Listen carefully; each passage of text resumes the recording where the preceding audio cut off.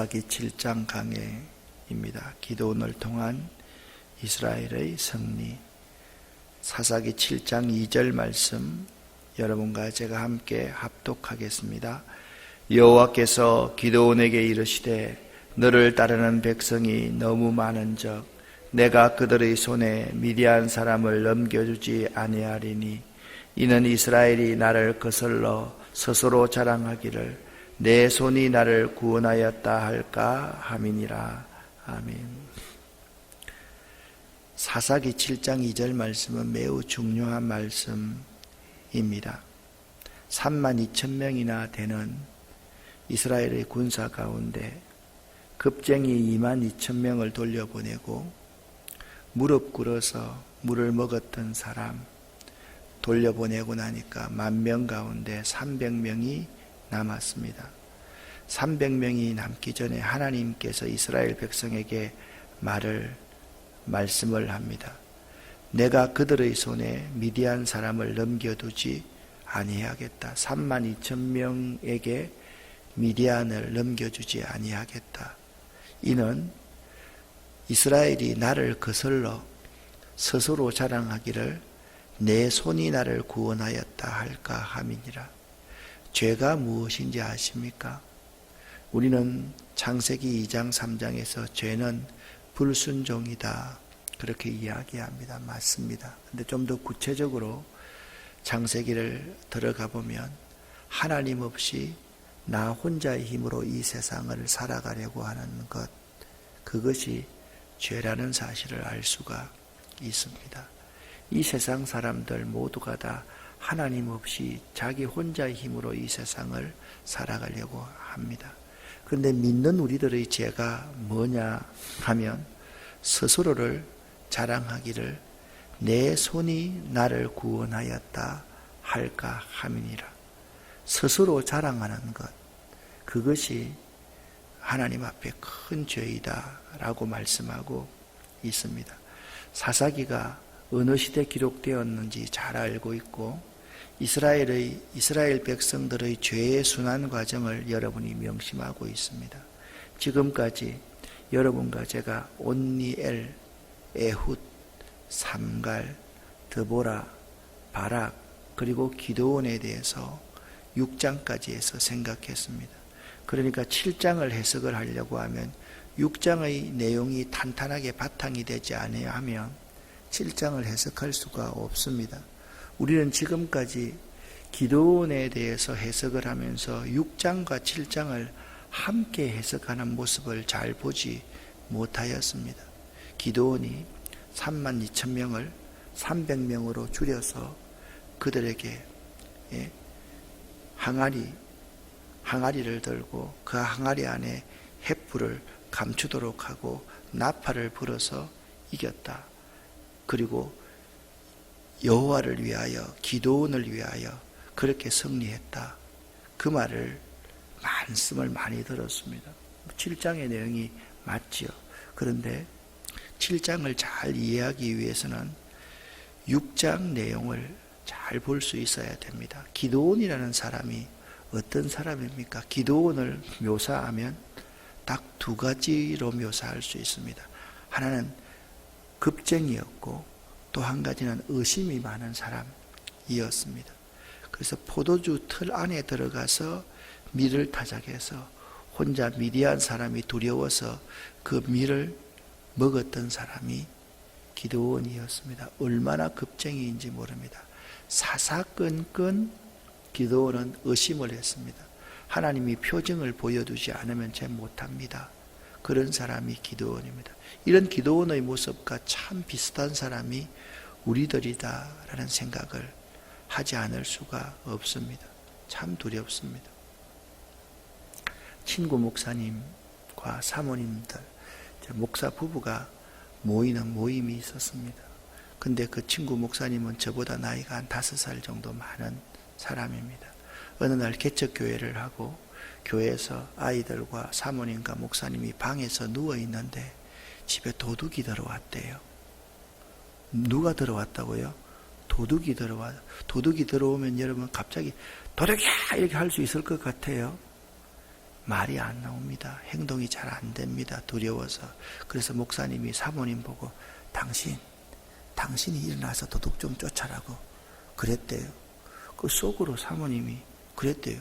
이 남자가 연약한 여자한테 일어나서 도둑 쫓아라고 하는 남자가 어디 있나라고 생각해서 실제로 사모님이 일어나서 도둑을 쫓았대요. 그러고 나서 우리 모임에 와가지고 하는 거예요. 내가 이런 인간과 산다고. 갑자기 우리는 놀랬어요.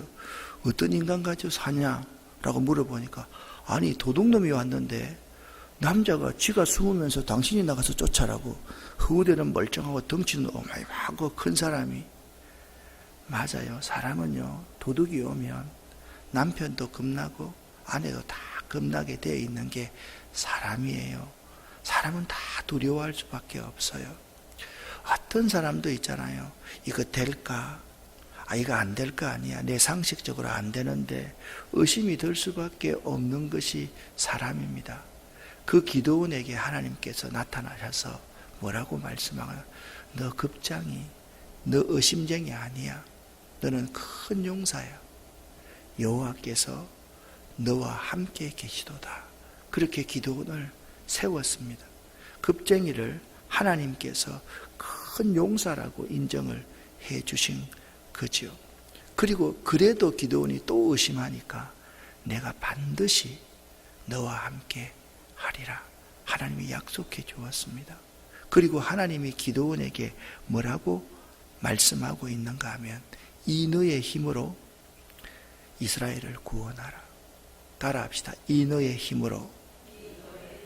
기도원이라는 사람을 생각하면 하나님이 큰 용사라고 인정해 준 사람, 하나님이 반드시 함께 하겠다고 약속해 주는 사람, 하나님이 주신 힘으로 살아가는 사람, 그 사람이 기도원이다 라고 생각하면 됩니다. 기도원 하면 이 너의 힘으로 살아갔던 사람이다. 이 점을 잊지 말아야 됩니다. 그런 기도원에게 드디어 6장에서 하나님의 신이, 하나님의 영이 임합니다. 하나님의 영이 임하니까 기도원이 세 가지를 하게 됩니다. 첫 번째는 여호와께 묻기 시작했습니다. 두 번째, 하나님의 말씀을, 약속의 말씀을 붙들기 시작했습니다. 세 번째, 기드온의 이름이 기드온에서 뭘로 바뀝니까? 여룻바알로 바뀝니다. 바알의 산당을 회파해버리고 부숴버렸다는 거예요. 여러분 가만히 보세요. 급쟁이를 큰 용사로 인정해주고 하나님이 함께 해주겠다고 약속하면서 이 너의 힘으로 이스라엘을 미디안의 손에서 구원하라 라고 하나님께서 기드온에게 말씀해 주었을 때 하나님의 신이 기드온에게 임하게 되고 기드온은 여호와께 여쭙기 시작했습니다. 또 여쭙기 시작했습니다. 여러분 승리의 비결은 다른 게 아니에요. 여호와께 여쭙기 시작하면 승리하고요. 그 다음에 승리의 비결은 뭐냐 하면 하나님의 약속의 말씀을 붙들으면 승리하고요. 승리의 비결은 나에게 있는 우상을 부숴버리면 승리하게 되어 있는 거예요. 우리가 이걸 못하기 때문에 항상 패배자가 되는 거예요. 이 6장의 이것을 전제하고 7장을 읽어야만 됩니다. 드디어 전투를 준비합니다. 자, 1절 말씀을 보니까 기드온의 이름을 기드온이라고 하지 않고 뭐라고 말하고 있습니까? 여룻바알이라는 기드온과 기드온은 이미 하나님밖에 의지할 사람이 없다는 고백입니다. 여룻바알이라고, 왜 기드온과 그를 따르는 모든 백성이 일찍이 일어나라고 말하지 않고 여룻바알이라고 하는 기드온이라고 말하고 있습니까? 우상을 회파하고 하나님만 섬기는 기드온과 그를 따르는 모든 백성이 미디안과 대치해서 서로 싸우려고 하는 거예요. 미디안은 북쪽에 있었습니다. 그러니까 좀 더 높은 곳에 유리한 위치에 점하고 있었고 미디안의 군세는 바다에 모래 같고 메뚜기와 같이 많았습니다. 이스라엘 백성이 32,000명이 앞으로 나와왔습니다. 32,000명. 한번 싸워볼만 합니다. 그런데 여기 3절 말씀을 보니까 하나님이 기드온에게 이렇게 말합니다. 두려워 떠는 자를 돌려보내라. 두려워 떠는 자가 32,000명 중에서 22,000명이나 가버렸습니다. 몇 명 남았습니까? 10,000명이 남았습니다. 3절 하반절에 이렇게 말합니다. 남은 자가 뭐라고요? 10,000명이었더라. 10,000명만 해도 싸울만 합니다.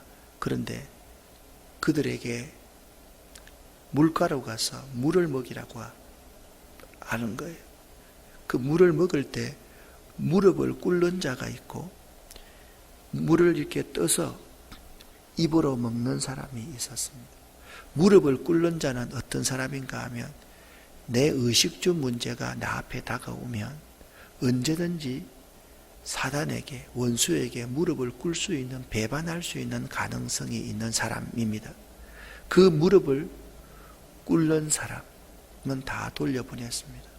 물을 떠서 입으로 먹는 사람, 그러한 사람만 살려두었습니다. 남겨두었습니다. 그 인원이 몇 명이었다고요? 300명이었다. 그렇게 말씀하고 있습니다. 이 300명은 어떤 사람이겠습니까?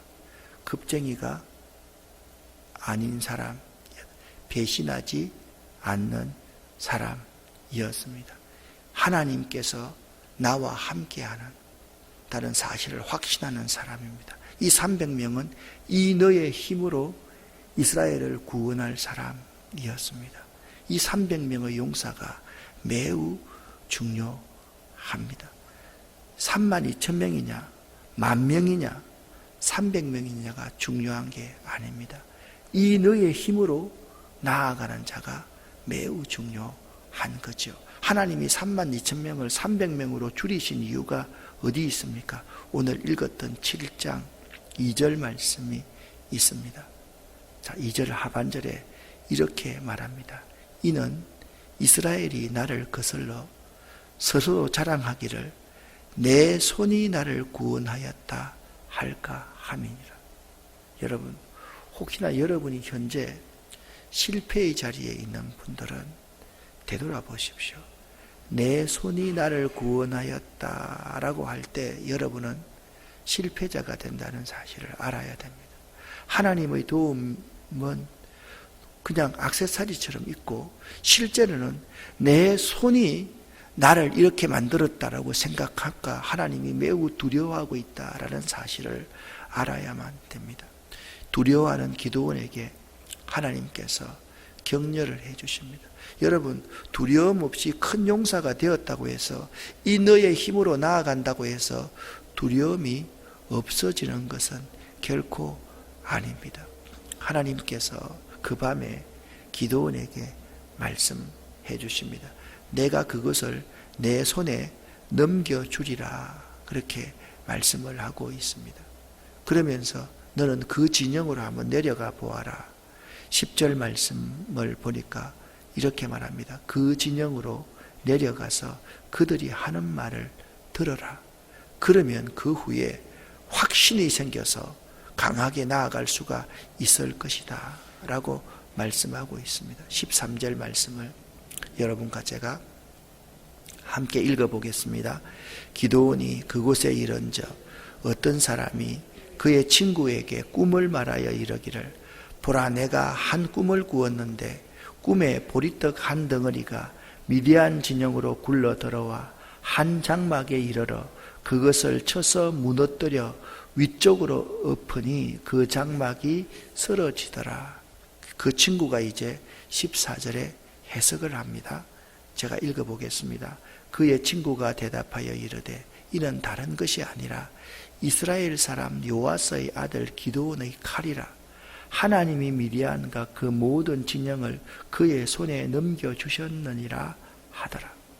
그들이 꿈을 말하고 꿈을 해석하는 것을 누가 들었습니까? 기드온을 듣게 만들고 그 후에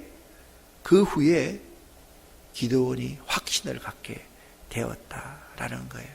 그리고 기드온이 이런 전략을 세웁니다. 15절부터 18절까지를 읽으면 앞에 있는 내용이 다 이해가 됩니다. 15절부터 읽습니다.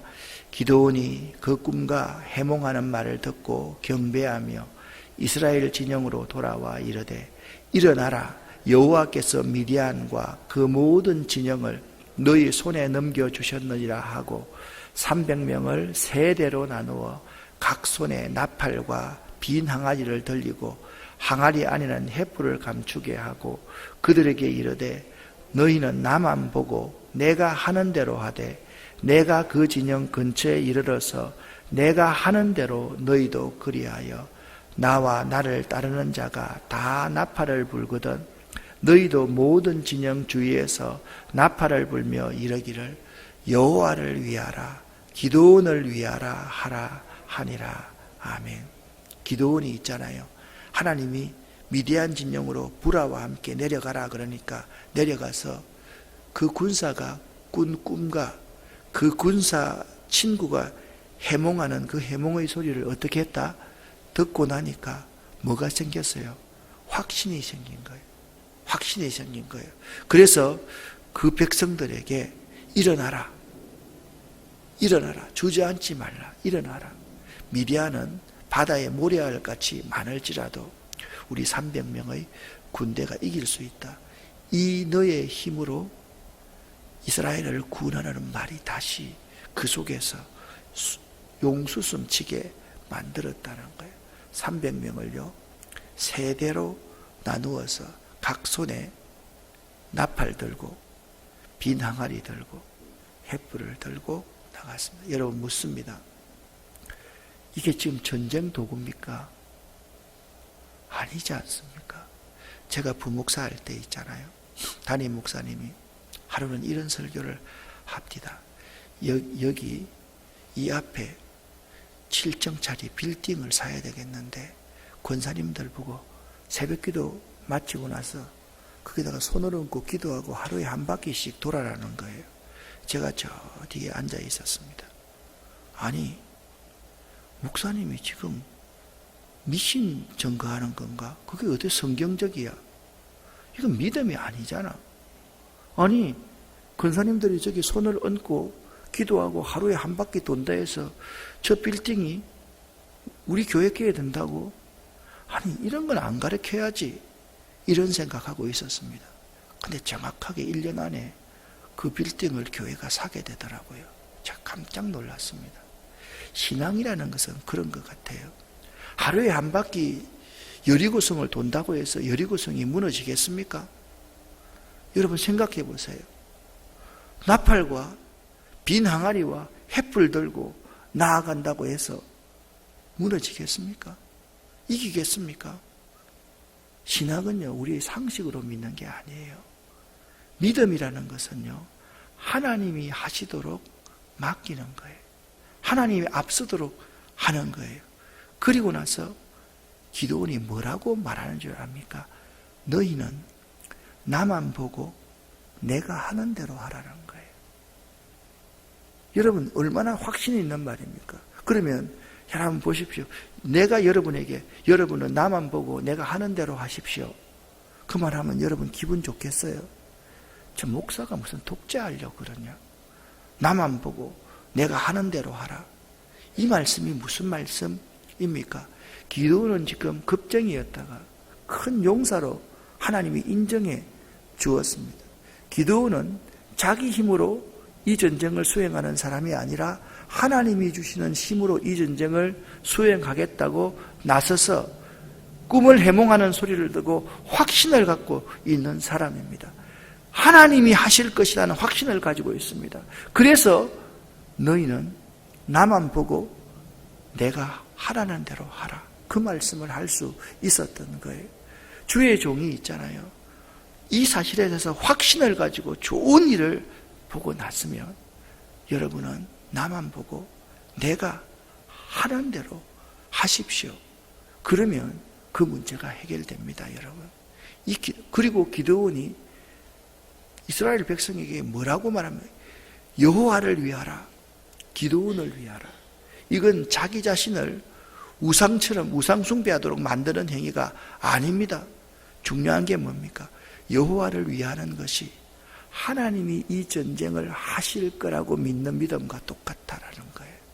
여러분이 여호와를 위하라, 기드온을 위하라 외칠 수 있어야 됩니다. 나만 보고 내가 하는 대로 하라, 너희도 그리하라. 자, 내가 지금 누구를 보고 있습니까?